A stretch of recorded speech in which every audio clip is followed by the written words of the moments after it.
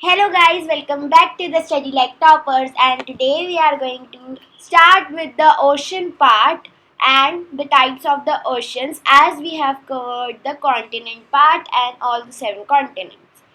तो चलिए शुरू करते हैं ओशन के साथ. तो ocean are very large water bodies. तो ओशन क्या है, वो बहुत ही जब ज़्यादा अमाउंट में हमें वाटर की कलेक्शन मिलती है.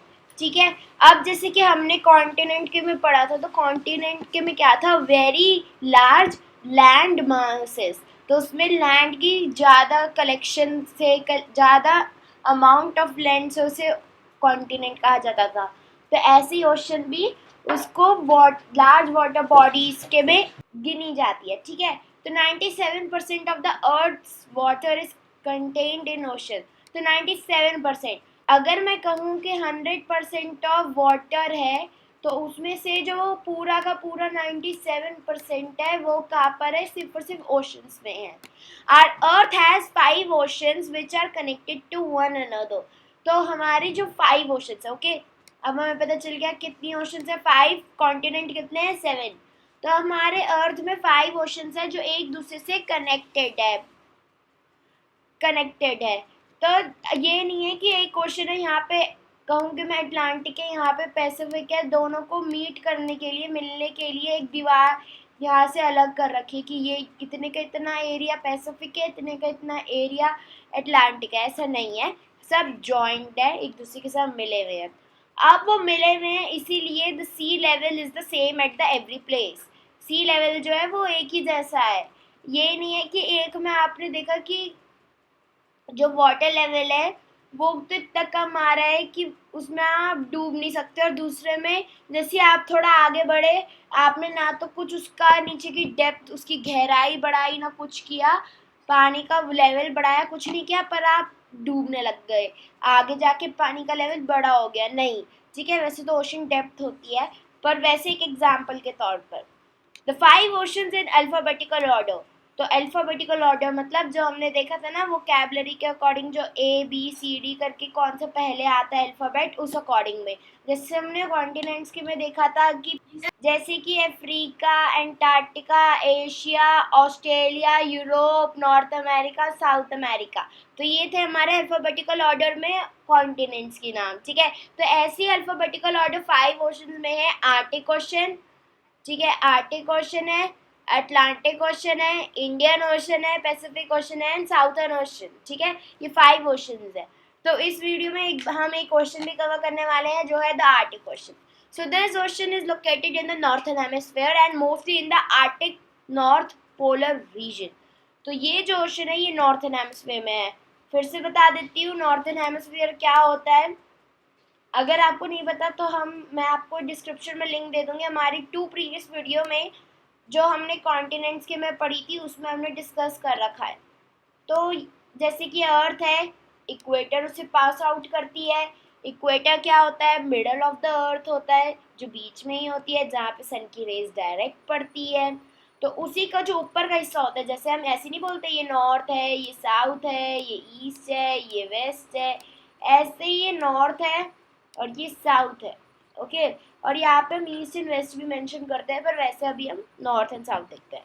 तो जो आर्टिक क्वेश्चन है ना, वो नॉर्थ के अकॉर्डिंग में यहाँ नॉर्थ पोलर रीजन पे है. ठीक है. ये पोलर होता है, नॉर्थर्न पोलर होता है, ये साउथर्न होता है. ठीक है. तो जो नॉर्थ होता है वहाँ आर्टिक होता है. It is the smallest and the shallowest of the world's 5 oceans. तो ये सबसे छोटी और कम गहरी. ठीक है. शैलोएस्ट मतलब जिसकी ज़्यादा गहराई ना हो, ज़्यादा डेप्थ ना हो. ठीक है. तो इसकी ज़्यादा डेप्थ भी नहीं है. ठीक है. और ये छोटी है बाकी 4 ओशंस में से. ठीक है. बाकी 4 ओशंस कौन से हो गए, Atlantic, Indian, Pacific and southern. ये 4. तो ये है 5 oceans, Atlantic, Indian, Pacific and southern. It usually covered with the sea ice and its salinity is lowest due to the low evaporation. तो इसकी जो यहाँ पे जो वाटर है वो ज़्यादातर जो होता है वो आइस के फॉर्म में होता है.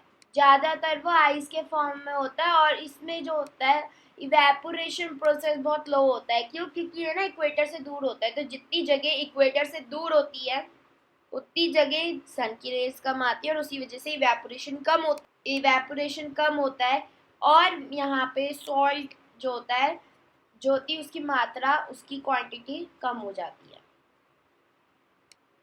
So now let's recap both the oceans and the Arctic Ocean. So over here,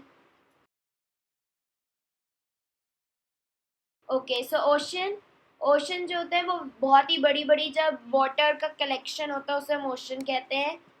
ठीक है, 97% जो अर्थ का ऑफ द अर्थ वाटर करती है। ठीक है, फिर जो होती है यहाँ पे 5 ओशंस होती है हमारी। ठीक है, जो एक दूसरे से कनेक्ट होती है, कोई दीवार कुछ नहीं है, सबका सी लेवल सेम है। ठीक है, ये नहीं किसी में कम पानी होगा, किसी में ज़्यादा होगा। ठीक है, मतलब नॉट की एरिया वाइज कम ज़्यादा, हम कह सकते हैं ऊपर है नीचे के अकॉर्डिंग। ठीक है, फिर उसके बाद आता है हमारा कि अल्फ़ाबेटिकल ऑर्डर में हमारे पास 5 ओशंस है, Arctic ocean, Atlantic ocean, Indian ocean, Pacific ocean and southern ocean.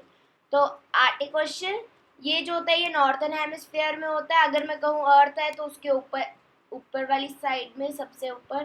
ठीक है, तो वो नॉर्थ पोलर रीजन होता है। North polar in the sense कि एक तो वो नॉर्थ में है और दूसरी बात कि वो ठंडी जगह है, वहाँ पे आइसेस है। उसके बाद ये सबसे छोटी होती है और सबसे मतलब कम गहराई वाली होती है बाकी 5 ओशंस में से। ठीक है, स्मॉलेस्ट मतलब छोटी और शेलोवेस्ट मतलब कम गहराई वाली बाकी 5 ओशंस में से। ठीक है, ये जो होता है ये ज़्यादातर सी आइस में होती है, मतलब आइस के फॉर्म में होती है। और यहाँ पे जो नमक की मात्रा होती है वो कम होती है। क्यों? क्योंकि वेपोरेशन कम होता है। क्यों? क्योंकि एक तो ये नॉर्थ के पोलर रीजन में है। अब पोलर रीजन में है तो इसका मतलब कि वहाँ पर ये इक्वेटर से दूर होगी और इक्वेटर से दूर होगी तो इसकी मतलब वहाँ पे सन की रेस कम पड़ेगी और उससे यहाँ पे इवेपोरेशन की कम प्रोसेसिंग होगी। So this was all in this video and we have recap both the oceans and the Arctic Ocean. And in the next video, अगली वीडियो में हम पढ़ने वाले हैं अटलांटिक ओशंस के बारे में, Atlantic and Indian both of them together. ठीक है, अगर आपको कोई डाउट हो तो प्लीज़ कमेंट सेक्शन में लिख दीजिएगा। हम we will try to solve it as possible as it will be. And please like, share with your friends and subscribe to our channel. Thanks for watching. Bye bye.